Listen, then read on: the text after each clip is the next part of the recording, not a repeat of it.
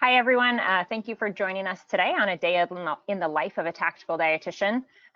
Excited to have you. I'm going to talk a little bit about some housekeeping notes really quick while we're all here. If you guys can see your chat feature down at the bottom of your webinar panel, if you have any questions, that will be the place that you can ask them. We're not going to do any live questions today, but we will get back to your questions within hopefully a few days of them being submitted. So put them in there and collectively we'll get back to them so we can answer from different perspectives if necessary. I'm going to go into quick disclosure here before the webinar starts. The views and opinions expressed are those of the speakers. They don't necessarily reflect those of the Department of the Defense, any of its components, or KBR, which is a contracting company that the contract performance dietitians work for.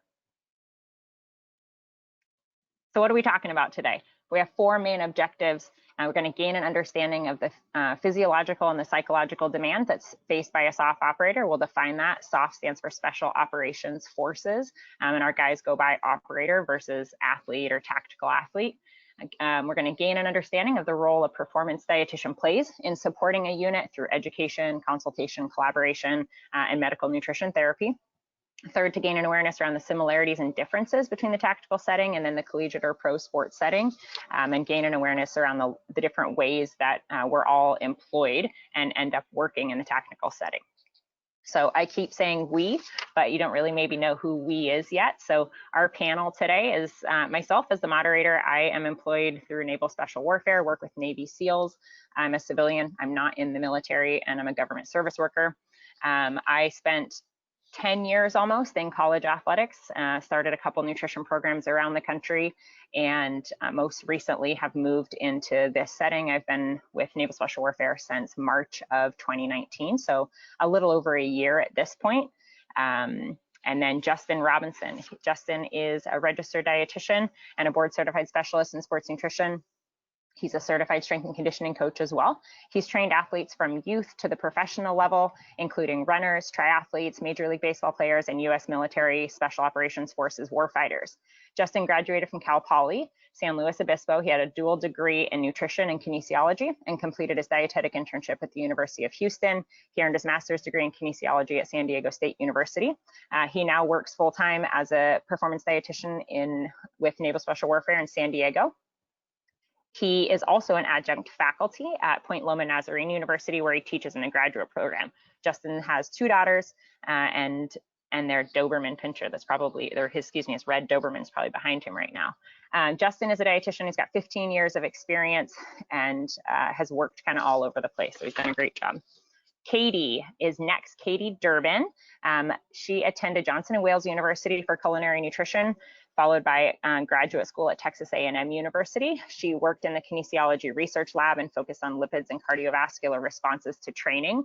After that time, she began working as a contractor at Fort Hood, Texas, in a wellness clinic where she assisted soldiers with weight management and performance goals. And then in her spare time, she provided meal planning guidance and cooking assistance to teams who were competing in Best Ranger competition. And she trained with soldiers who were enrolled in a pre-selection program that better prepared them to attend the Special Forces qualification course. She now works as a contract performance dietitian at Fort Bragg, North Carolina, with the U.S. Special Operations Command Preservation of the Force and Family, so the POTFF program that she supports primarily soldiers from the U.S. Army Special Operations Command. Our third panelist is Will Conkright. Will is a active duty dietitian within the U.S. Army. He grew up in Kentucky. He attended Western Kentucky University, where he graduated in 2008 as a distinguished military cadet and summa cum laude with a bachelor's of science, and was commissioned as a second lieutenant in the Medical Specialist Corps. He then attended the military Baylor graduate program in nutrition in San Antonio. He graduated summa cum laude in 2010 and earned a master's of science degree in nutrition. He completed his internship in nutrition at Madigan Army Medical Center in 2010. Will is nationally accredited registered dietitian, certified CSSD, and has a CSCS as well. Following commissioning in the regular Army, Major Conkright was assigned to Walter Reed National Military Medical Center in Bethesda, Maryland. During this assignment, he served as the Chief of Food Service Operations. He then served as the aide de camp to the Deputy Surgeon General and Deputy Commanding General Operations, U.S. Army Medical Command. His next assignment was the Chief Nutrition Outpatient Clinic at Tripler Army Medical Center. Major Conkright's most recent assignment was as the lead human performance dietitian for the U.S. Army Special Operations Command. Will's currently pursuing his doctoral degree at the University of Pittsburgh Neuromuscular Research Lab. Awesome. So Will, in your bio, you mentioned that you served in a role under both U.S. Army Special Operations Command and Special Operations Command. Can you describe the difference between the two of these and kind of talk about some of the faces that we see in tactical? Sure. Yeah, I think just kind of broadly speaking, starting out with tactical populations, what does that mean? I mean, certainly military fits in within that classification, but tactical populations also, oftentimes we hear about them, they're fire, they're SWAT, they're police, and compared to athletes, they generally have broader ranges of nutrition needs or just general performance needs. But within the military specifically, you can broadly classify military forces into these conventional forces and special operations forces. Of course, special operations is where we'll spend most of our time today.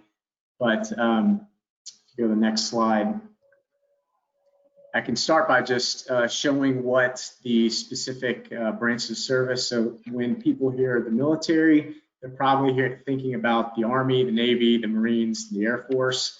You have Reserve and National Guard components within each of those. And then the Coast Guard's thrown on there. That's technically Department of Homeland Security, but all of these are tactical populations. But within special operations in that community, it falls under a broad umbrella of Special Operations Command, and that's that logo you see largely in the middle there. And most of these folks that are in the units within special operations, they've generally served in roles within the conventional forces before coming into special operations. But within Special Operations Command, each of those branches of services that I mentioned previously have their own special operations units. So Navy has Naval Special Warfare Command, or NSW, also here called. Air Force Special Operations Command. Marines have Marine Special Operations Command. And then, of course, the Army has U.S. Army Special Operations Command, and there's that fifth one in the upper right that you see here in the slide, that's Joint Special Operations Command, and that's kind of a combination or a mixture of forces from different branches. And these folks that serve within these groups are the cream of the crop. Like I mentioned, that they're coming from the conventional forces, and they're representing less than 2% of the overall conventional forces. So types of athletes and the level at which we're talking when we work with these folks is a very high level, very driven, and as I'm sure we'll get into later, it's often not trying to get them to do more, it's getting them to do a little bit less. So you mentioned there's like the term tactical might apply to anything from a SWAT to standard police and then to the military as well. So when people say that you're a tactical performance dietitian, it's really about maybe clarifying that, yes, I work in special forces within the military. Is that correct? Yeah, absolutely. You know, you hear the term tactical getting thrown a lot around just because military seems to be this tactical setting, but really in terms of high performance units, special operations is where it's at. Awesome. And SOF is probably something I can see SOF here in quotes. So that's kind of a nickname people use to talk about it. Yep, absolutely. Awesome. So what is this? Can you talk a little bit about the differences between if somebody were to be in the conventional military versus in the special forces, and why they might need, why is nutrition focused in special forces versus in the conventional right now? Yeah, I mean, generally speaking, conventional forces, you're dealing with things like disease management, weight management, and just trying to get some general eating habits in the right place. I mean, one great example of that, this logo that you see in the middle of the screen, this Go for Green program, this is a program that's within the conventional setting, and it's kind of got some goals aimed at lowering sodium intake, low fat, low calorie, these kind of generic health guidelines that you typically hear of. On the flip side of that, special operations community, they're training very hard, they're sweating a lot, they typically need more sodium, more calories, and so on and so forth. So it's a very different dynamic in the special operations setting. And so you're dealing with people with a very high IQ, generally high emotional intelligence. And again, it's about managing the amount of training that they're getting and making sure that they're getting enough to both fuel that training and support the recovery efforts versus disease management, weight management. So these guys have decided, instead of going into the conventional military, that they're going to go through maybe some type of a training pipeline to get into special forces and to serve in that way instead of serving in the conventional, like Army infantry. Cool. So if we're talking about becoming a special forces operator and saying, maybe you enter the conventional military, but you know that you want to go into special operations, it sounds like these are maybe two different types of people, or those that might have different goals, different, I don't know, they're looking for a different thing. They're also asking something different of their body. Justin, as a practitioner, what might an individual look like if they decide, or what might their physical needs be if instead of choosing to go conventional military, they decide that they're going to go into special operations? Great question, and the answer to every nutrition question ever is it depends. And I think it depends on a few things. One, if you are on the Navy side, that's the one pipeline that you can actually enter as an 18-year-old. So I can graduate from high school, I want to go be a naval special warfare operator, and I can enter the pipeline through there. To the best of my knowledge, on the Army side and the Marine side, you have to have been infantry, or you have to have been on the conventional side before you can enter the selection and training pipeline. But when people ask me, what is your prototypical student? In my case, I work at what we call the Naval Special Warfare Center, which is the schoolhouse. So 90% of my population are individuals trying to make it through that selection and training pipeline. And so when they ask me, what is a prototypical student, I don't have an answer for them, because we do have those young 18, 19-year-olds coming in, but we also have individuals and candidates who have been on the conventional side, or maybe we've worked in business for 5 or 10 years and they're 28, 29 and wanting to come through the pipeline. So there really is no prototypical common average candidate. When you're looking at what is required physically, either as a candidate or as an operator, you can see on the graphic here that they need a blend of just about everything. So we talk about them being elite operators or elite warfighters. However, they're not necessarily elite in any one aspect. We do have former football players and water polo players and cross country runners who come in, but maybe some of those are the individuals who need to gain weight. And maybe some of the rugby players or football players need to come in and they actually need to lose some muscle mass, since they need aspects of strength and endurance. And the mission set or the training requirement is going to dictate what that needs to look like. So in my education, when I see the students very early on in the pipeline, and I know we'll get into this in the next few slides when we talk energy requirements, I tell them they need to be more of that endurance. They need to be the tortoise, where they just need to be able to plug through because they're burning a lot of calories, and they're only asked to do things like an obstacle course, rope climbs and pull-ups and push-ups, very body weight centric activities. Whereas when somebody deploys, they may have to carry equipment on deployment. They might have to carry up to 100 pounds on their back and hike, ruck miles and miles per day. So within SOF, when we talk about what is required, it really not only depends on the individual and maybe where their body comp is or where it needs to be, but what part of their pipeline or their career are they at? And that may even change from one deployment cycle to the next. Okay, so as you're talking about like pipeline, and you said that you worked at the schoolhouse, it sounds like these guys are going through selection. They're going through a selection process that they're essentially like trying out in order to be a part of special forces. So can you talk a little bit about what that might look like, and what the nutrition focus is, or what the career timeline is for that? Absolutely. And I think one of the things to focus on is that selection is not training. And if you look really early on at the selection and training pipeline, they are trying to figure out who they, being cadre leadership, who they want, quote unquote, on their team, who they want to be part of the training process. So So is early on, cadre it's like a incredibly coach or something? When you say cadre, is that a good coach? question. Thank you for that clarification. So cadre would be administration, leadership, individuals who have served for probably close to 20 years and are now leading the selection and training process. And again, early on, it's a very high caloric energy expenditure. So in my rough math, we can't put trackers on the students, and we can't do a lot of the data collection that you maybe could at a university or in professional sports. But my rough calculations, they can expend up to 12,000 calories per day.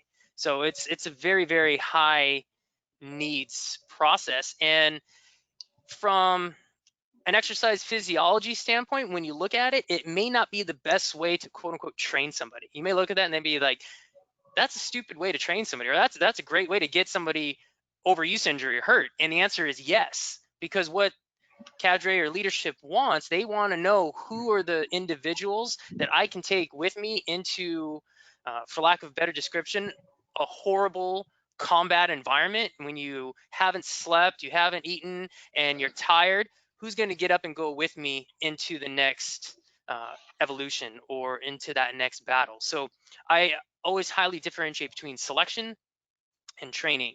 And so selection is maybe some of the videos you see of survival school and hell week. And then once they get to a certain point where the attrition rate is much lower, early on, the attrition rate is probably 75, 80%, meaning that only 25 or 30% of the candidates make it through.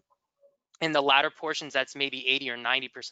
So at that point, we can then start to, they can start to train the individuals to be soft operators and get them ready to go into that tactical environment. So that tactical training, kind of some of what we're seeing on the slide here, this comes like at the end of the pipeline where maybe they're going to gauge and make sure that physically these guys and mentally that these guys can handle it. It sounds like it's very physically and mentally challenging, and that maybe some of the learning of the actual tactical piece comes later. Like, we're not going to waste our time teaching you that stuff if you can't hack it. 100%. So early on, it's a lot of log PT, it's a lot of the rucks, it's a lot of the water evolutions, at least from my experience working with the Navy.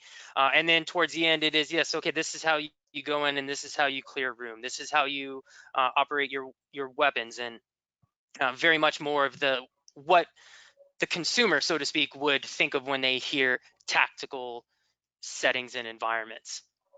So yes, it's very physical, very mental. At some point, the students probably will be clinically overtrained, as I touched on. So we discuss Red S symptoms with them quite a bit. And really our focus is minimizing the caloric deficits. So I know that I can't feed an individual 10, 12,000 calories a day, but if I can feed them 6,000, then that delta is going to be as small as it can be during that particular 1 week to 4 week super intensive period. But the overall selection and training process is about a year, maybe up to 3 years in some parts. And yeah, it's a very unique environment, and it's one I appreciate being part of. Yeah, that sounds awesome. It sounds busy all the time, and you kind of have a rinse and repeat, right? I mean, you get a class in and then they move on to an operational time in their career, or they obviously get sent packing. And then you have another group that comes in. Exactly. So depending on the branches, there's probably anywhere from 3 to 6 classes of students per year that then graduate, and yeah, we'll move on to their respective teams. Cool. So talking about moving on to those respective teams, Will, you've spent as an active duty, and can you talk us through a little bit of some of this operational status, this team time, as Justin just referred to, and what kind of the nutritional concerns become, or not? I suppose we're not going to move into that yet, but talk a little bit about what that looks like. What is the demand? What is their job? What do these guys do from day to day? What do they need to be able to do? Yeah. at this point, you know, you're not out of the woods yet. It's you want to train like you fight. So you go through all these training iterations that Justin was talking about, and there's a lot of physical demand there, a lot of negative caloric balance. And for a large part once you get to an operational unit, that can kind of be mitigated to some extent. You're able to better match some of the nutritional needs, but yet they're still training at very high tempos, as well as deploying, which I'll talk about here in a second. But essentially, once they get out of that training setting, they're moving in with their units. These are the guys and ladies that they're going to be operating with on day-to-day basis, each other every single day when they go and deploy. They're going to be with in very close settings as well. So this is their time to mesh as a unit, essentially. And What so, is that? Sorry, what does that high operational tempo mean? yeah, so in terms of operational tempo, this is generally you go through a training, preparation for deployment, and then come back and recover essentially from that deployment. And that cycle just continues. And it varies within the communities how long that lasts. Generally speaking, you know, within the last few years, units will deploy anywhere between 4 to 6 months, could be longer, could be shorter, and then they'll come back, get a little bit of recovery, ideally, you know, 1 to 2 times as long as that time they were downrange or deployed, and then they go back and have the fun all over again. So what are they doing when they're home? Like, what does field training mean? Where are these guys up to?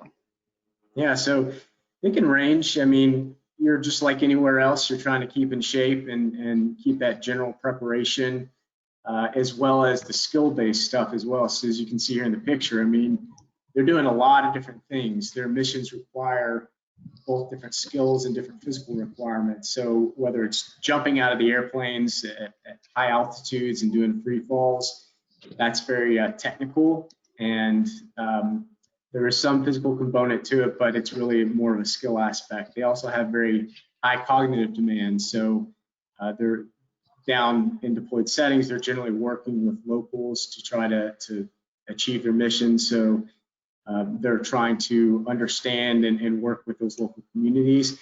There's the obvious physical aspect where they're going through urban operations and hiking long distances, usually under load, which of course increases their energy expenditure as well. And then there's a very tactical raids. So, you know, if you look at studies in terms of energy expenditure, there's been quite a few double label water studies, which is kind of the gold standard for energy expenditure.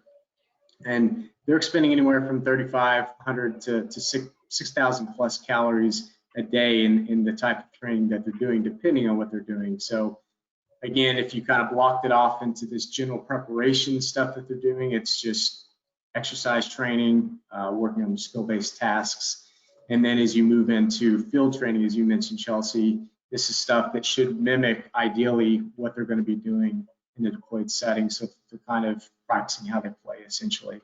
And then oftentimes that means doing even more so or creating a greater stress than what they may see, just so that they can see the worst in case those scenarios come up.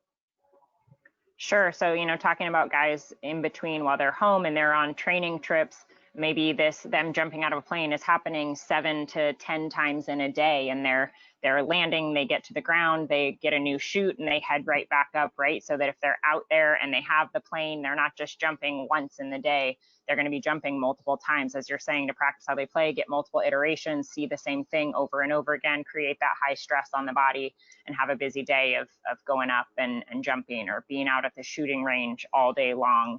And practicing that thing over and over, maybe akin to standing at the free throw line and taking that same shot over and over again, so that you make sure when you have a non-threat decision to make, that you're so well practiced that you're ready to make that decision. Exactly. Yeah, and so I mean, really, it's about creating the mimicking the operational stress. If you go to the next slide. On top of some of these specific demands that they're having, they also have operational stresses, which is what they see. So while it would be nice to match some of their nutrition needs, they're often in these austere environments where it's hard to get that. So they're living off meals ready to eat, or MREs, which are basically these prepackaged meals and not much else. They can get some supplemental supplies in very minimal amounts, but in the more austere environments, it can become a big challenge. And then again, they're going out on missions day in, day out, so sleep becomes an issue, and again, having a very high physical demand. So these operational settings provide a very unique scenario for operators. But I think that's one of the perks in terms of working within this community, is that the best chance you can have in supporting them is embedding with them. So going and observing that training so that you understand what their true requirements are, not just assuming that there's a one-size-fits-all approach to each of them. So really, like, that's a good point. If they're not a one-size-fits-all, I mean, are these guys, are they all training together? Are they working out together? Like, are they staying in shape and doing PT together like we see in the movies? Like, what does that look like? How do they know how to stay in shape for what their job demand is going to be? Yeah, that's one of the benefits of being within special operations, is they're usually pretty well resourced. And what I mean by that is they've got some great teams around them. They really have adopted that athlete model, where they've got strength coaches, dietitians, physical therapists, athletic trainers, so that they're surrounded by the ability to succeed. And in terms of training, they're generally training together day in, day out, whether that's physical training or exercise, or the skill-based and specific tasks. And that really goes into making them better operate as a unit and mesh as a unit, so that they really flow together when they're in the operation settings. So are these guys ever in the office, or they're constantly in the field or out at the range? Like, do they have an office? Where do they go? Oh, yeah, they get some downtime. They get some time behind the desk. Everybody's got admin stuff. I mean, what's unique about being in the military is that you have your mission-based tasks that you train for, which is what you should be doing for your job. But then you also have these other training requirements, which a lot of times can be computer-based, and that can be a large time suck as well. Okay. So you mentioned a little bit of the energy expenditure stuff, and I see your name at the bottom of the screen here. Can you talk a little bit about your research and what you've seen as a mismatch? Yeah, like I mentioned, this is one of the unique opportunities and kind of a cool aspect of working in this community. So here I had a chance to go into some of the deployed settings with some of the operators with one of my colleagues, Nick Behringer, and we did some questionnaire-based research here, but essentially what we did was we bounced around within locations within the Middle East that range from well-built to austere. So the well-built locations, it's very much like stateside. There's access to gyms, and there's sleeping, you can do your laundry, you've got dining facilities, it's pretty robust. And then all the way stretching out to very austere locations where there's not much out there. If you want it, you've got to build it or bring it in yourself to be able to have it. And so what we did was we went out to kind of get a good sample from each of those locations and asked these folks, basically how well their nutrition needs were being matched compared to what the operational setting was. And just in terms of energy expenditure, this is what we found. This graph lays out the individual bars are individual participants. So I think we had somewhere just under 50 participants in this particular study. But the first line that you see on the bottom, the dotted line, that's what the military recommends just for general training at a high level, about 3,400 calories per day. But what we found was based off of the folks that we sampled from, is that these guys were exceeding, almost close to 5,000 calories a day on their day-to-day operations. So severe not severe, but in some cases severe underfeeding in these deployed settings, again, depending on what the resources that they had access to. And here, this is basically accounting for the loads that they carry, but essentially, again, if you look at military doctrine, it states that somewhere around 300 calories per hour or less is something that's recommended in terms of your movements. And what we found here, of course, there are probably some outliers in the data here, but generally speaking, they're well above that 300 calories per hour, where whenever they're doing exfills, infills, or basically going to a site to do a mission and then coming back, that they're expending calories at a very high rate just due to the types of terrain that they're moving over, the loads that they're carried, and the distances that they're moving. So this infill means them getting to where they're headed for the mission. Then you said exfil is when they're coming back. Correct, yeah. Just to clarify those terms. Cool. Thanks, Will. So, and Katie, then as a practitioner, like what challenges does this create when you're working with guys and this is their mission set, this is what they do, this is how they train? What kind of things do they come to you with? What challenges do they have? Those challenges are all over the place. So some of the issues, I mean, you've got the pictures there, you've got high altitude, you have cold weather environments, you have desert, you have humidity, you have every environmental factor that you can think of underneath the sun. It's weather related. You also have the issues that Will touched on, along with the weather. Sometimes you get to a FOB or a forward operating base that has defects, that has all of the amenities that you could need. Other times you are eating off the local economy, whatever people have in the village, whatever the street markets look like. So there's a lot of different variety that guys may encounter depending on where they go for their deployments or for their missions. So DFAC, that's going to be something that stands for a dining facility, right? They might get somewhere and they have a dining facility, or there may be somewhere where there isn't a dining facility and they're using the local economy to stay fueled. Correct. Yeah. You've also got different time zone changes, so dealing with that. Probably the most closely related scenarios that I can think of would be some of the Olympic athletes that go to those different areas to compete in wrestling matches or different types of MMA or things like that, where you may or may not have facilities that match like some of the collegiate, more broad sports have.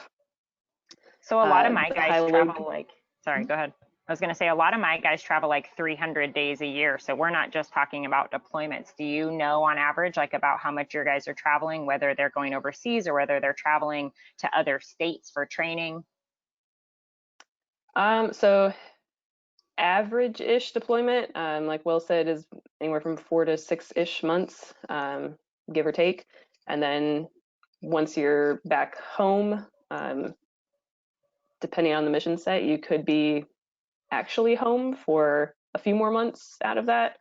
And then you could be TDY or training elsewhere for the other half. So you might be home 3 months out of a year, possibly. And then the next year you could be home the entire time.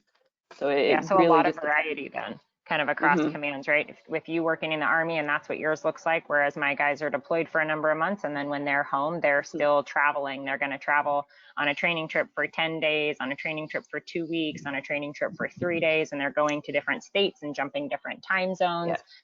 You know, kind of like a competitive season, but it sounds like we can't really compare it to that, right? It sounds like you're saying there isn't like a peak season that these guys are training for, that they're just constantly training.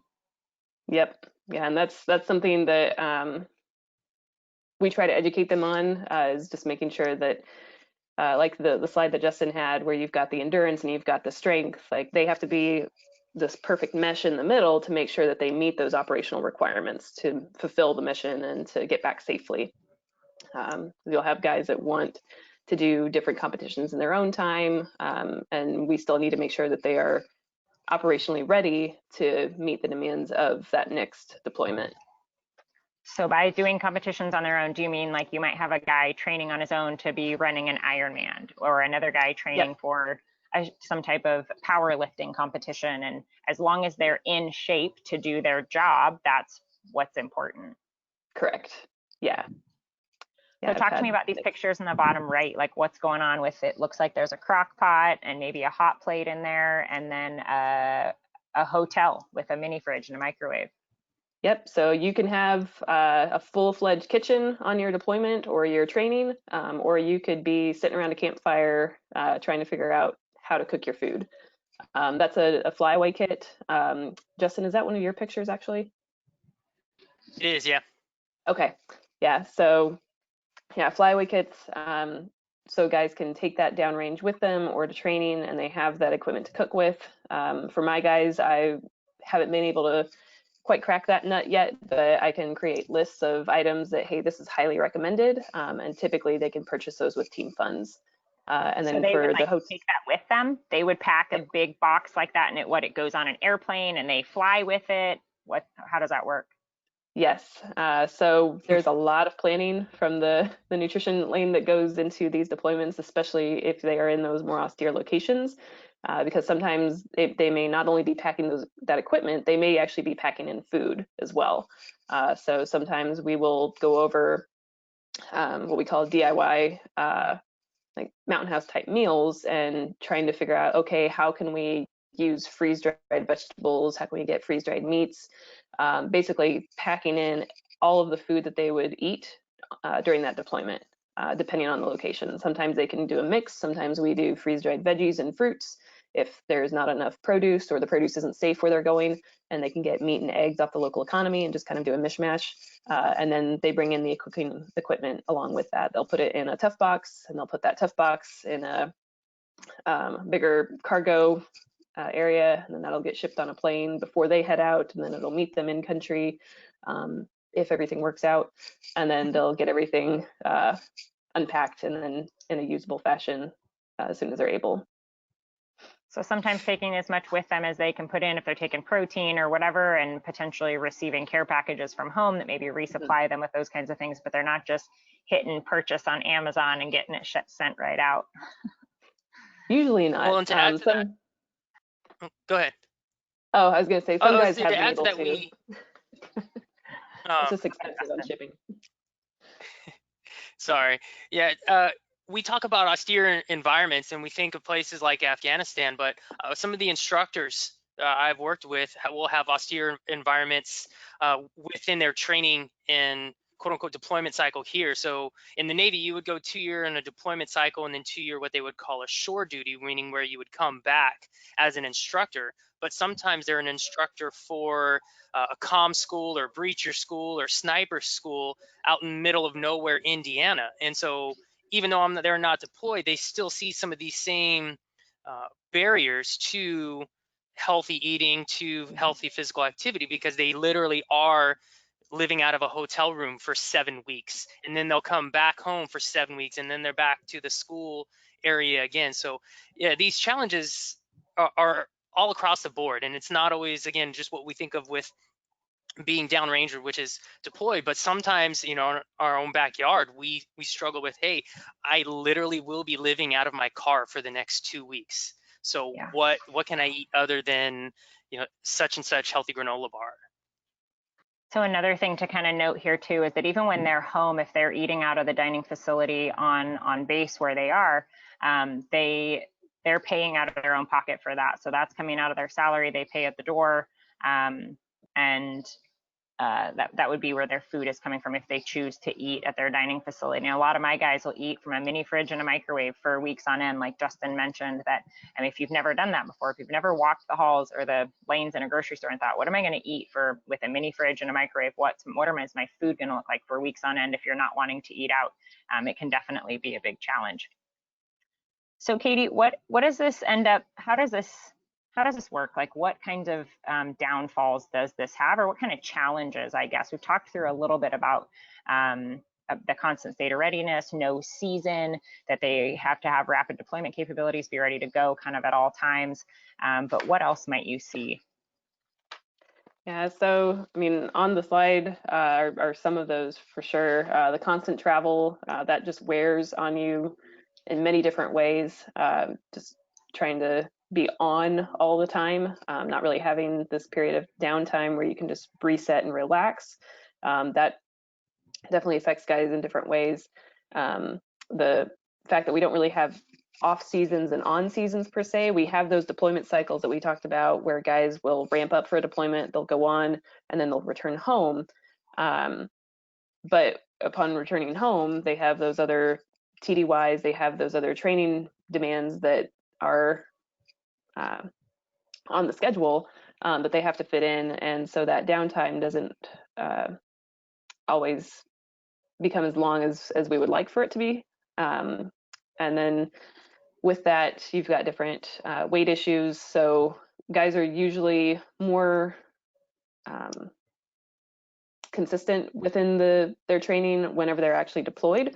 So I'll have guys that they get in their peak physical condition downrange, and they'll come home, and then it's just this release of, oh, I can eat this food again, I can eat that food again, and just relax. And then suddenly their weight goes up and their body composition changes, maybe not so favorably, and then they have to get ready for their next deployment. So it just kind of cycles over and over, which can cause issues down the road, like we know. Just doing that cycle of up and down with your body composition.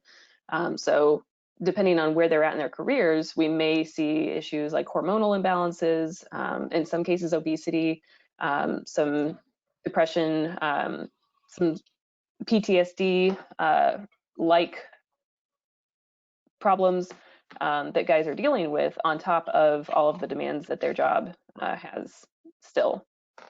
And yeah, that the little Venn diagram there is kind of a really good snapshot of it.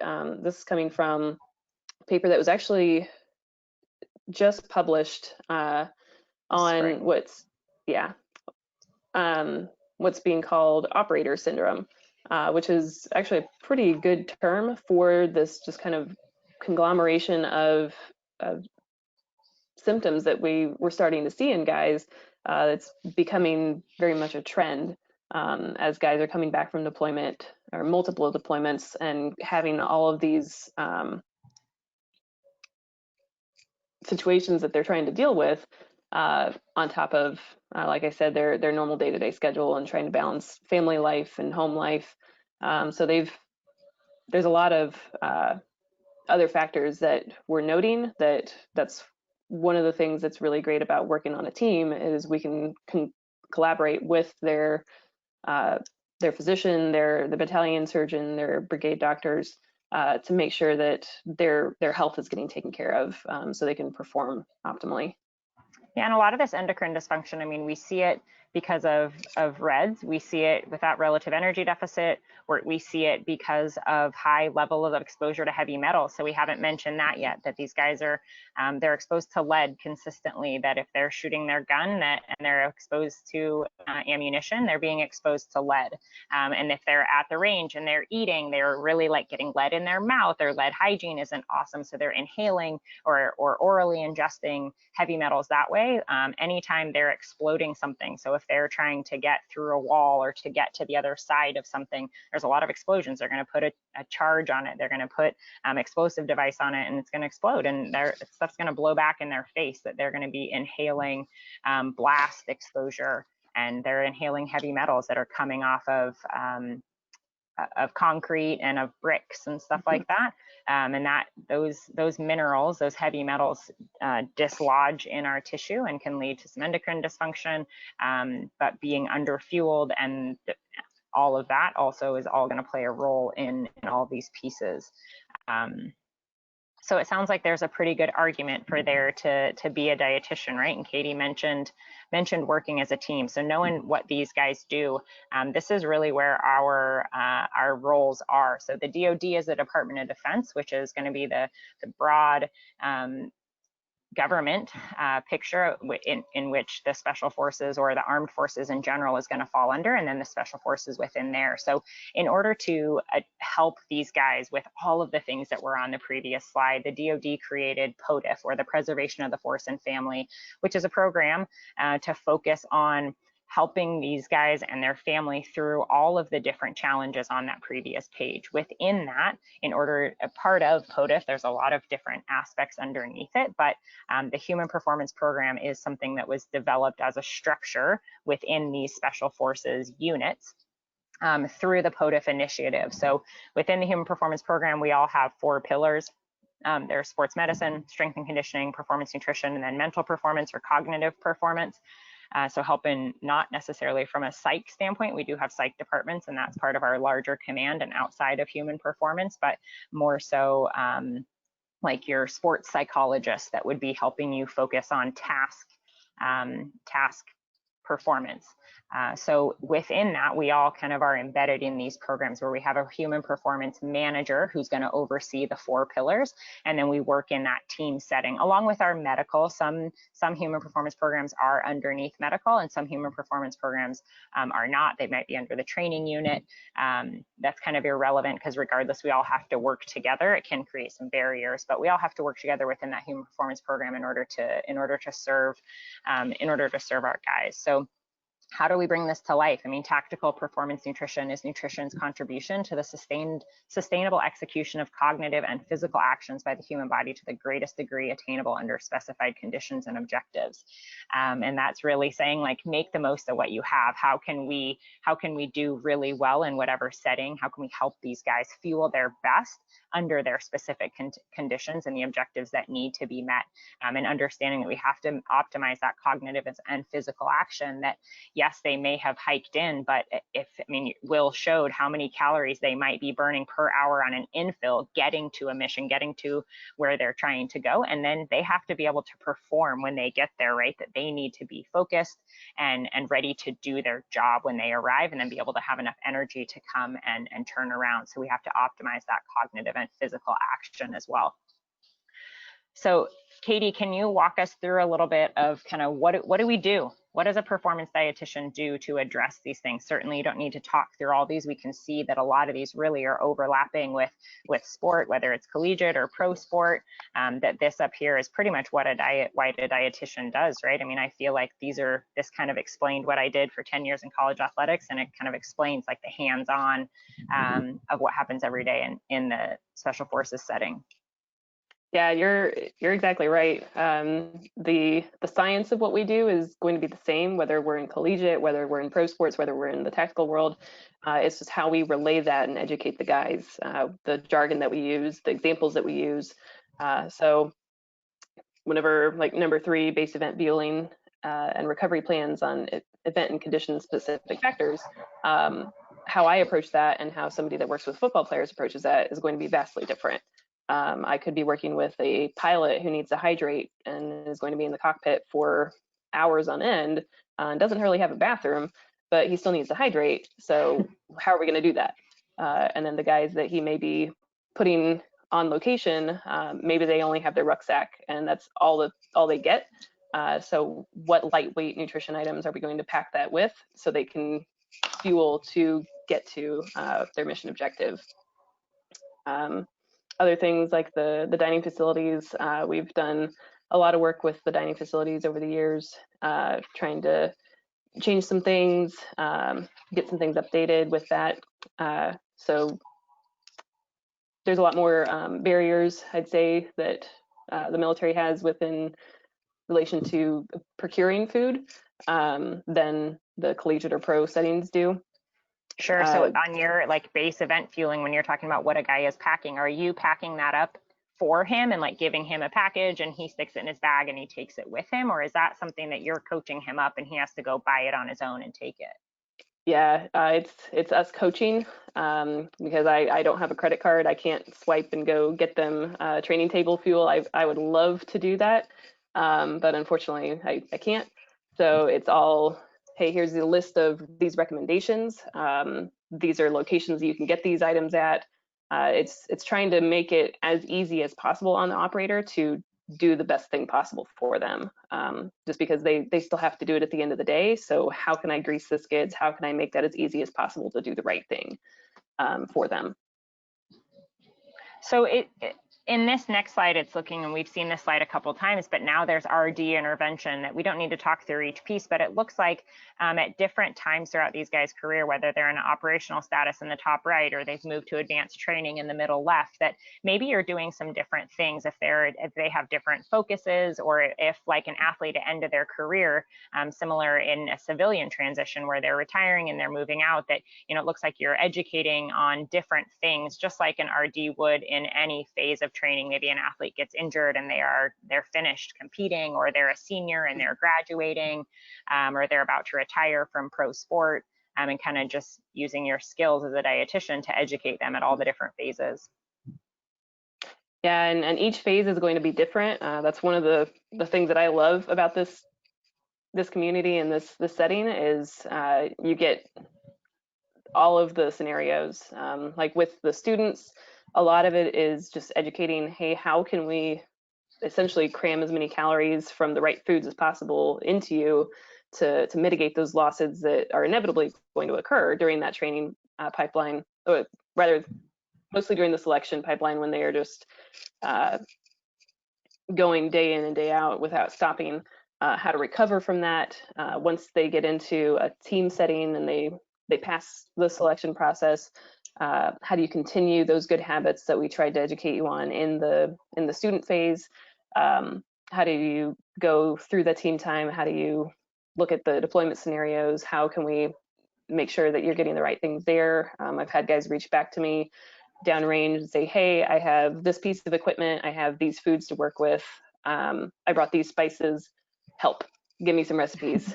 What can I make with this? So it becomes kind of a MacGyver food scenario where we try and create as many different options so they don't get flavor fatigue from eating the same taco flavored goat day in and day out for 6 months. So looking to it, like what this looks like, I mean, if I look at the timeline on all of these, we've got a few years here and here and here, 20 years, 12 years, like these guys are, so if Justin's saying that they're coming in at least after they're 18, so there must be guys in their late 30s, late 40s, maybe even early 50s that you're still working with. I can imagine that at that point, we're talking about medical nutrition therapy, you've got high cholesterol, you've got pre-diabetes, like things that these guys are maybe no longer operating to the extent that we've talked about, that maybe they've moved kind of to this administrative duty, this lower left desk job, where they are no longer active. They're not the guys going that are at the front lines of the mission, that are doing an infill in and an exfill out. Like these, you're talking about a totally different guy walking through your door maybe 5 minutes later.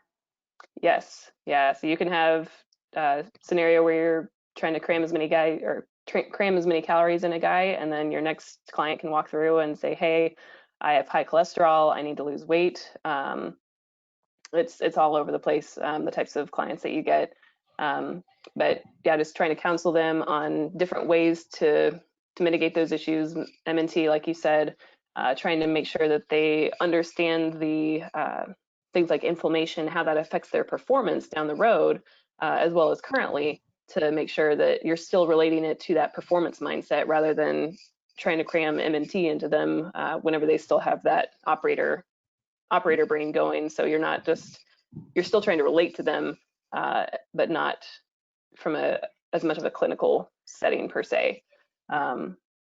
Yeah, I mean, you're talking about like decreasing inflammation. Like in the collegiate setting, you have an athlete for 4 years. In the pro sport setting, you might have an athlete for a year, for 3 years, for 8 years. You've got guys in the league for 10 to 15 years. Like that's a long time for them. But you're talking about guys who you see them over the phase of their career. You're trying to help them manage nutrition for a much longer period of time. You're talking to guys who are dads, who are husbands, who are sending their kids to college. Like you're dealing with a wide range of individuals at different phases of their life who are facing different challenges and different needs. Yes, exactly. Cool. So what are some barriers that you have? You mentioned a little bit that you don't have a credit card. I mentioned earlier that these guys are going into a galley or a dining facility. That like, do you have control over that? You mentioned like training table meals. Is this like a training table where you get to write the menu, you create it from whatever you want? You're bringing in salmon and chia seeds and quinoa. Is that what that looks like? No, not at all. No, we do have several barriers when it comes to procuring food. We are not in that procurement line at all. We try to educate and positively influence those funding lanes and those procurement lanes as much as possible for those guys that have the right ammunition to hopefully help these operators get the right foods as much as possible. We have been able to influence policy on what those menus should look like as far as the framework and structure. That has been a very heavy lift by the entire soft performance dietitian crew over the last several years. So there have been many hours spent on that, but I think we're moving in the right direction as far as what policy should look like there. And then from our lane, just because we don't always go with them per se. So sometimes we are able to see the training, see what scenarios may look like, so we can get a better understanding of what these guys are facing in those training situations, in those downrange scenarios, but we aren't necessarily going with them on those deployments. So that's a challenge that I've run into is, okay, what does that look like? So I've had several guys send pictures or descriptions of what things look like, what their kitchens look like.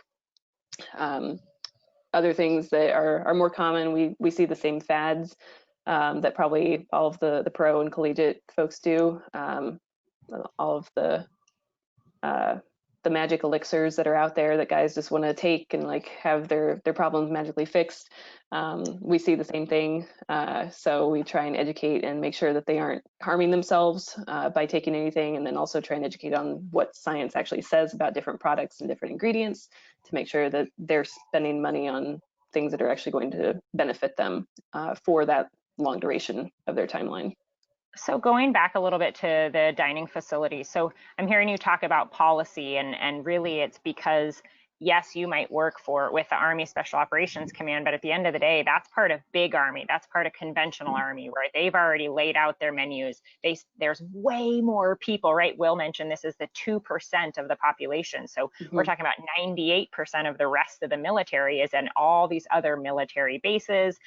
They are what a lot of people may think of when they think of the military. And so really it's that the Army already has a policy on how they're going to feed, what's going to be happening in these dining facilities. And yes, your guys are part of the Army, but they're not being treated any differently than regular infantrymen might be treated in conventional forces and what is available to them. So you have the same foods available to your guys, and you're trying to put lipstick on a pig, as Christy would say, and try to say, what can we do that's the best? How can we take these same recipes and the same food and limit what types of offerings there are in a standard Army dining facility, even though our guys are special forces? Yeah, and we have been able to get some increases for funding. So like the BDFA or the basic food daily allowance. food allowance. Yeah, how much money our guys get for food, so that increases the availability of produce and portion sizes for their extra calories that they need. And as far as what's available to those different installations, that'll vary by location. So it's what's available to us may not be at a different location, so we can create recipes and try to share it, but ultimately that location may not have the same ingredient offerings based on the food purveyor or the catalog or the vote of all of those different defects on that installation. So there's your guys in special forces might be on a base where there's conventional military as well, and maybe you're talking about installation. There's a base, and there's a lot of different military forces or military groups that are there, and your guys are just one unit of that base, and they are not maybe the only ones that are eating at a certain dining facility. That some special forces have their own dining facility that only they have access to, like a training table, versus all the normal students in a college setting being fed at the same place. And then some of them are going to be commingled, where you have special forces as well as conventional. Is that correct? That is correct. Yeah, it's a great analogy. So down here in the top right, it looks like there's kind of a chain of command and maybe people turning over. Like, how does it create a barrier for you in a chain of command changing, whether that might be your medical changing, or it might be your commanding officer, your commander, who might be akin to your athletic director? Yeah, so those would be similar positions in a sense that if your athletic director changes out, their focuses may change as somebody new comes in. So if the commander changes out, so if leadership changes, then the focus is potentially going to change, and that new commander may have a different initiative that he wants, may take things in a new direction, may not want to do anything with what you were previously working on. So you may just have to kind of full stop and then redirect your efforts based on that command policy change. And the doctors turnover too, right? Where it would be like getting a new team physician every 2 years, that person who you've created a relationship with and rapport, and how they see the dietitian and what role they feel the dietitian may play, things that they may push to the dietitian, that senior medical officer is going to turn over every 2 years as well. Yes, that is correct. Yeah, so they'll change positions, they'll swap out. So it's interesting. I've been pretty fortunate to work with really awesome docs. They see dietitians in a positive light. Not all physicians have that good relationship with dietitians based on their previous experience, possibly. But yeah, within SOF, the dietitians definitely work pretty close within the medical chain to make sure that their guys are taken care of medically. So speaking of dietitians working pretty close, you mentioned the SOF performance nutrition kind of working group, everybody working together. Justin, you've been in this field working with that group for quite some time. You want to talk about some of the initiatives that the group's been capable of, or some initiatives that have maybe just taken place at individual installations or within individual special forces groups? Most definitely. And across SOF at the moment, there are about 40 of us dietitians. So it is a pretty organized group. And from a mindset standpoint, one of the aspects I've learned from this community more so than anything else is, okay, but so what? What we think about these barriers and these restrictions that, okay, well, I'm putting a smoothie class together to teach them how to make healthy smoothies, but I can't buy fruit or protein powder. Okay, well, so what? What can you do? And I think about it, what is it, Apollo 13, where they dump all the parts on the table and they're like, okay, we have these things and we have to make a filter that looks like that. And so I've borrowed some of that mindset, some of that thinking, and saying, okay, well, we can't do all these things, so what can we do? So again, I've been fortunate enough to be part of an awesome collaborative group with other dietitians, strength conditioning coaches that we've alluded to, and at NSW, we had a pretty strict supplement policy a few years ago where the students can't take this and this and this, but we know that they have higher caloric needs. Okay, well, let's buy vending machines, let's get wholesale pricing, and let's put those in the student compounds. Okay, well, they only have a microwave and a refrigerator. Well, what types of classes can we do? So I actually do a microwave and smoothie cooking class with the students because they can't do typical meal prep. Some pictures here from the dining facility, Katie's compound, where the dietitians had an integral role of, okay, well, let's not just serve normal DFAC Army food, quote unquote boosts morale, which it actually doesn't. Let's get some color, let's get some fresh ingredients in there. And so we've been able to do quite a bit. We have a lot of handcuffs, but as I said, we try to think about what we can do and really focus on the positive rather than the barriers. And it's been an awesome thing for me coming into the Special Forces community and looking at like how tight knit this group of 40 really is, that if there's something you're starting on or something that you're working on, it's very easy to send an email out to the whole group and ask, like, I'm working on this, who has some resources? And everybody just collaborates like crazy and sends great things. Anybody's willing to hop on a call. So the collaboration just across the group, because again, we're all on Team USA. There's no secrets Exactly. here. We're all fighting for the same red, white, and blue, and being able to help these guys do everything they need to be able to do. There's no trade secrets here, and how you got things done. And there's going to be different policy across the Navy versus the Marines versus the Army versus the Air Force. And so kind of talking about how maybe you navigated your policy, who you talked to, how you socialized it, which means like who did you talk to at your unit that helped you kind of push it up? How did you spread the idea in your group and kind of get stuff done? So really cool to see how everybody works together. Most definitely.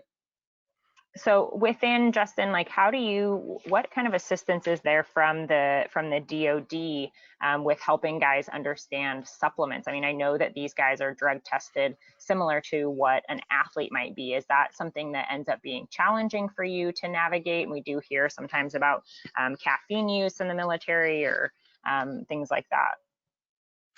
Yeah, we will mention that as a community, they're high highly educated, high IQ, but we still spend a significant amount of our time debunking bro science.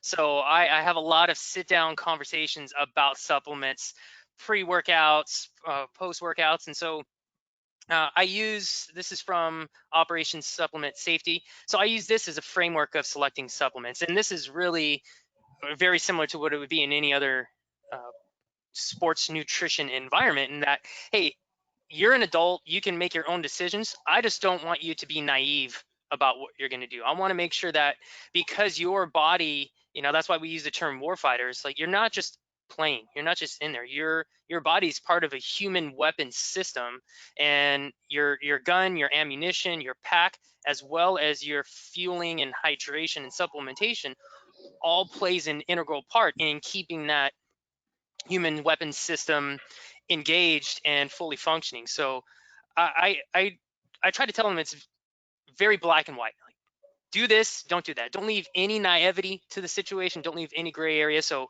going through a framework like this of how to select a supplement that you want it to be third-party tested, you want to avoid proprietary blends, and then getting into the caffeine and alcohol use, which is slightly different from supplements, but because we see so much under recovery, because there's so much mental and physical stress, that caffeine usage is very, very significant in this community for the students, as well as the operators, as well as the instructors.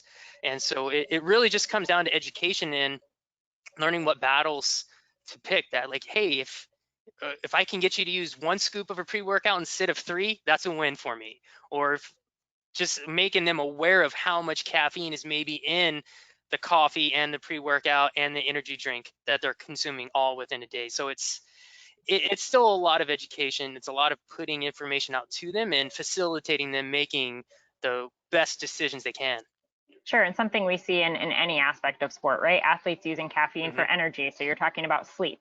Are they getting enough sleep? Why are they using the caffeine? Is it their sleep? Is it their energy? Is it their calorie intake? What does that piece look like? Is their calorie intake, or excuse me, their caffeine intake impacting their sleep habits and how, their insomnia and whatever's going on there? So a lot of those same similar conversations. Yes, and as Katie mentioned, we always have to bring it back down to performance, because that's what's going to resonate with them. To the 20-year-old, and again, sports no different. I can't talk to them about, okay, well, I want you to be operational when you're 40. They're thinking about, well, I'm going to deploy in 6 months. So you always have to tie it back into what is very immediate and what is going to be that performance factor for them now. Sure. So really kind of that day to day and things that we're working with these guys is, obviously we do have guys that are experiencing trauma. You have guys that come home with gunshot wounds. You have guys that don't land correctly while they're jumping out of a plane, and they break an ankle. They break a leg, they have major trauma, they break their pelvis and they shatter that. So how does that trauma nutrition work? And how does that, how are you managing and getting them back to performance? A lot of different clinical work as far as like any MNT that needs to happen. We're able to pull different labs on guys. We can do quite a few different lab panels and be able to look at more than just your standard panel, or just looking at iron, or just looking at vitamin D.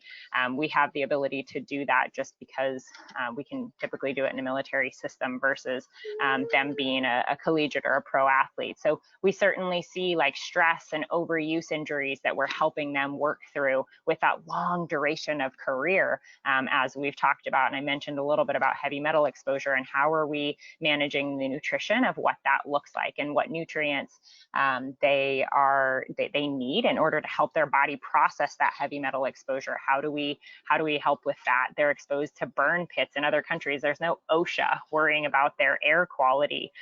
So these guys are inhaling whatever is in the environment in these other countries and being exposed to burn pits. And there's a big nutrition component of what that looks like to help their body process these things. And certainly we have heat and illness, and we're working on hydration protocols.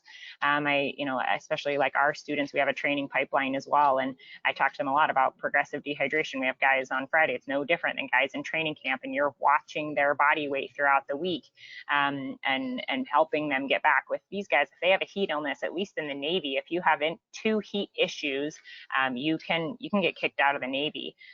So helping them make sure that they're avoiding that heat illness, that heat risk, because it can literally end their career if they're not deemed fit for full duty.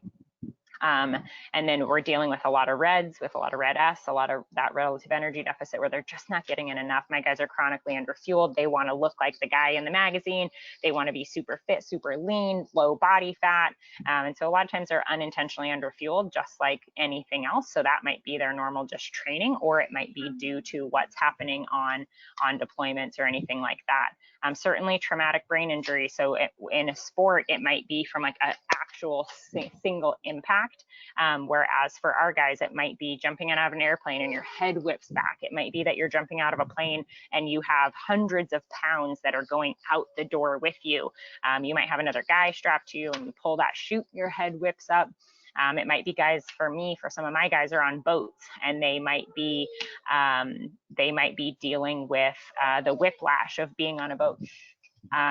We might be dealing with, so that TBI a lot of times is a chronic micro exposure, and if a blast goes off, if they're anywhere near an explosion that's going off, that's causing TBI as well. They might be small, some of them might be larger. They might be an actual impact hit. And then we have like stress mismanagement. Our guys don't manage their stress very well. They like to look like they're this macho dude and they got it and nothing's bothering them and they're fine. And so they don't get enough sleep. They don't take care of themselves. They compartmentalize big time. We've got PTSD or PTS type things that is impacting their ability to manage their stress. They are, again, they're dads and they're husbands, and so they have that family stress at home. They have the stress of whether or not they're going to promote in their career. So they don't always manage that stress well because they're supposed to be these tough macho guys, right? And you can understand and how that would lead to some substance abuse or substance use with trying to manage all of the things that I just kind of mentioned in all of these pieces that definitely play a role.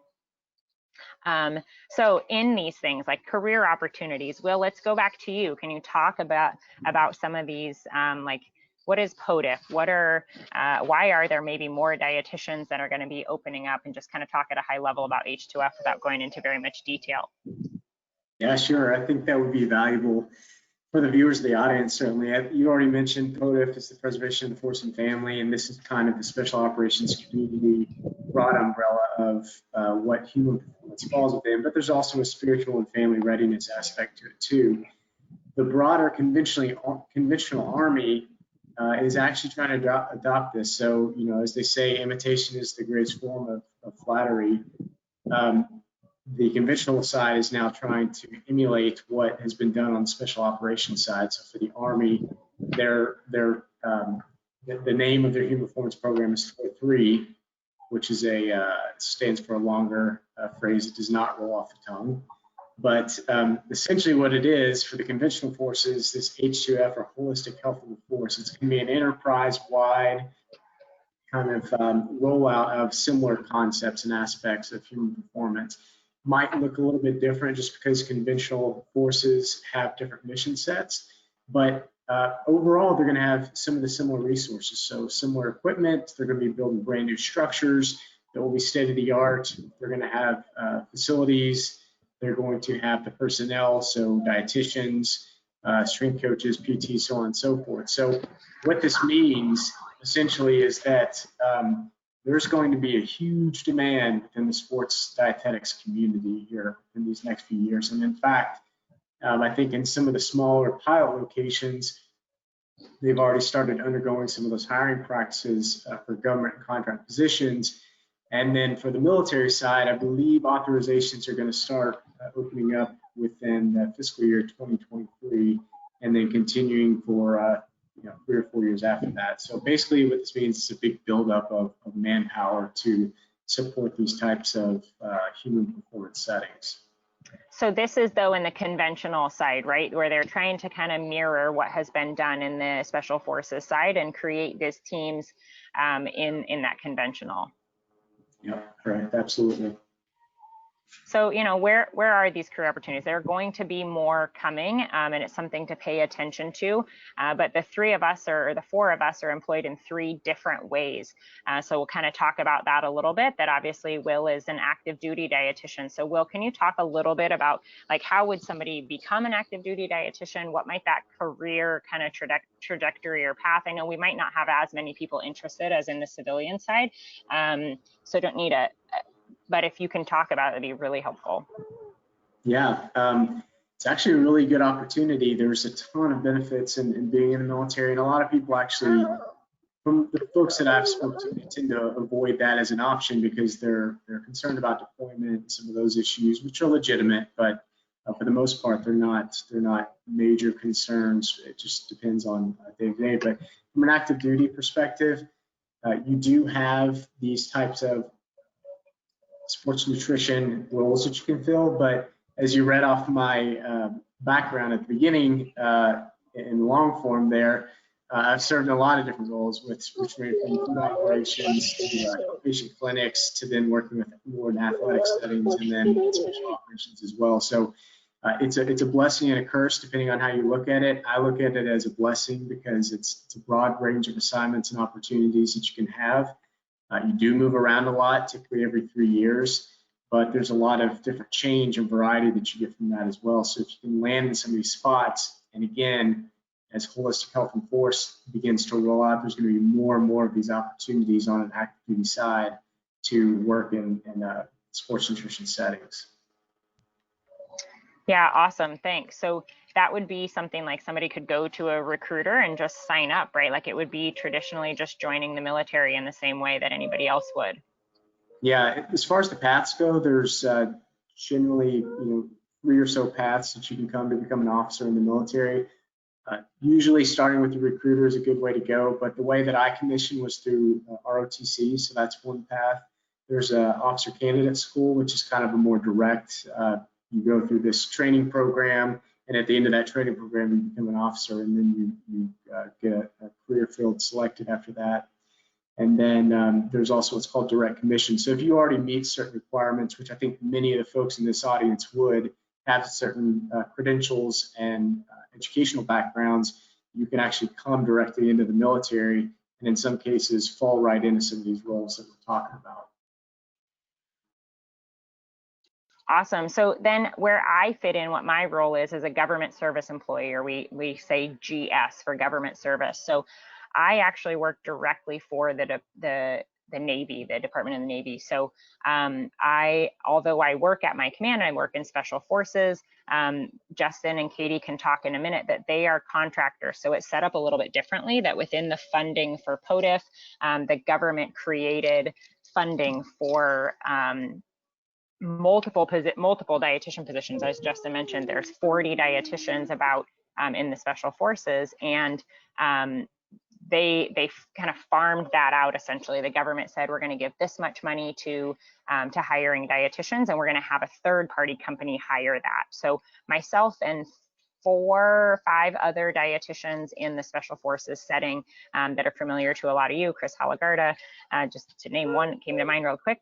He's a government service employee as well, so working directly under the military, which one of the different, or under the government. So something that's different there is that we have a little bit different opportunity in what that we're able to directly represent the government. So attending or some of the communication that is going to come through the Navy goes kind of across my desk first, that we kind of have what we call like a component lead, that a component within Naval Special Warfare. So like Justin and I both work for Naval Special Warfare. Our guys, the guys who were with me went through the schoolhouse with him at one point, or at least through the schoolhouse. It might not have been when he was there, but so every component has at least one government service employee, but most dietitian positions in the military are working in soft tactical are not employed that way if you're a civilian.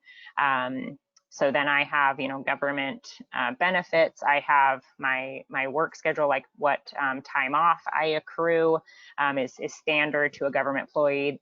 The salaries are are standardized. Like you have a GS level that you're either assigned a GS 11, a GS 12, a GS 13, and there's a published range for how much money people make in those ranges. So when you see like a range on a position, it doesn't necessarily mean you can ask for anything in that range. It's all likened to, like, if you begin as a GS 11, you would technically start at the bottom. Depending on your experience level, you'd start at the bottom of the range unless you could argue that you started higher in the range for your salary. You don't get to just like name your price. You can't necessarily go to like the CPSDA salary infographic and say, well, I have this many years of experience and this is how much money I would want to make. You know, I should be making 120. Like those those positions don't exist, even on that GS side. So there's great benefits on there. I mean, I go to work at 7 every day and I come home I finish at 4. And if I'm there longer, then I'm working overtime, essentially more than that 40 hours, but it's busy. It is a super, super busy 7 to 4. It like literally never stops. And 7 to 4, that's 9 hours with kind of like an hour break for lunch in there. And, you know, I drop my kids off at 6:30 in the morning every day. No, like every day, all year long. Drop my kids off at 6:30, alarm goes off at 5 a.m., dropping them off at 6. I'm in the door by 7, and work until 4. So, and then obviously 4:30, whenever I can kind of get out of there, go pick up my kiddos again and get home by 5-ish. Have the weekends off. Typically, very rarely do I work on the weekend. If I do, I'm getting overtime compensation for that. I do travel a little bit with my guys and travel on training site with them. So like Katie was saying, you can't always see what they do, but sometimes we can. Sometimes we get to go places where they are in order to watch them train and be able to see it, so that your application, so you can understand it and understand what they do and be able to see it kind of come to life. Happy to answer any questions anybody may have about that offline. So Katie or Justin, when do you want to jump in and talk about a contractor position? I mentioned a little bit obviously about how they're funded, but maybe some differences there, because you guys, not only do you work at your command, but KBR is also your boss, so you're fitting under their regulations as well. Go ahead, Katie. Oh, okay. Yeah, so as a contractor, Chelsea, you explained that you are, or you can be in a position to represent the Navy in some regards. As contractors, we can't do that. So going to different meetings, we don't necessarily have a voice per se. We can talk, but we don't have any voting rights, if you will. So that's where we have to be able to build our case and provide evidence for why we think things should go a different direction, for things like policy and other recommendations that we may have. For KBR, KBR is the company that won the bid for the POTIF contract, from what I remember, and so they are our contract company that we work directly for. Prior to that, we had different contract companies, and that was for a period of time that was pre-established.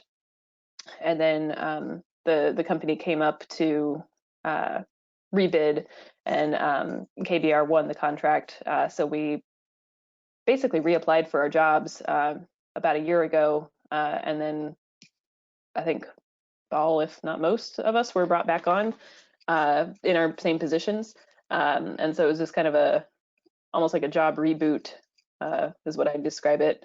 So we renegotiated our salaries. We had different benefit packages that we kind of got with the new contract. So it was the same position, just different employer is what happened. We can add more, Justin, Yeah, to Justin, that. do you want to add anything else? The only thing to add is, so KBR is essentially our HR company. But what's nice is that it's not what you think of as a typical contract worker in other settings where we're a 1099, which we're not. So from the user standpoint, the students and the operators, they still see us as the subject matter experts at our base, regardless if we are active duty, contractor, or GS. And that's one of the greatest benefits to that environment, is that once you demonstrate your level of dedication and once you build the rapport and earn that trust, your title is essentially irrelevant. And so again, it's a strong community, one very, very blessed to be part of. Absolutely, because it's a very normal thing in the military. I mean, in every single sector of your unit, there are people who are either GS or contractors, and it's like nobody really cares. The guys don't care how you got there, how you're employed. Like, you're just the subject matter expert, and some people are contractors, some people are government, and the guys don't care. Yeah, and honestly, I think it's a benefit for the guys if they have us that don't move around per se. They can have somebody that they know and establish that relationship with and build that trust, because one of the best things, or probably the biggest thing that gets guys into my office, is the rapport. So building a rapport with one guy, and then that one guy goes and tells 3 others, and then now those guys, and it just continues to fan out that way, is by having that rapport with those individuals and earning their trust, and then being able to be present and not move around to different groups per se, and just have that established position.